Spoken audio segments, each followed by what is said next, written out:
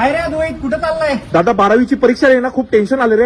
अरे काय तुम्ही पोरं कुठल्या पण गोष्टीचं टेन्शन घेता.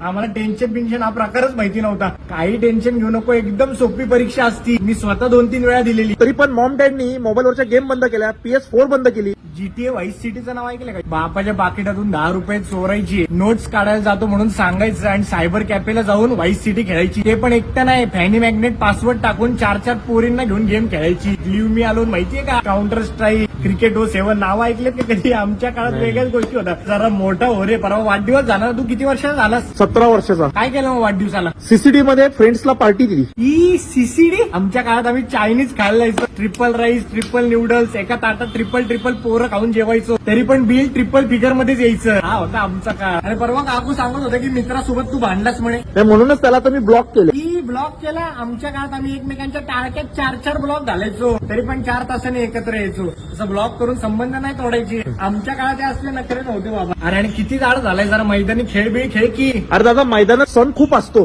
त्याच्याने माझी स्किन लाल पडती आणि मला सनस्ट्रोक पण बसतो. अरे आमच्या काळात आम्ही सनच्या प्लॅस्टिक बॉलवर स्ट्रोक दिलेले. आमची स्किन पण लाल पडायची, पण ती ह्या सननी नाही, सनच्या प्लॅस्टिक बॉलची वन उठून आमची स्किन लाल पडायची. बरं दादा, मी निघू का? माझी कॅब आली आहे. अरे आमच्या काळात आम्ही सायकलवर फिरायचो. सिंगल सीट सायकलवर पण डबल ट्रिपल सीट जायचो. आणि तू एवढ्या मोठ्या कारमध्ये पण एकटाच चाललाय. आमच्या काळात ते असतं.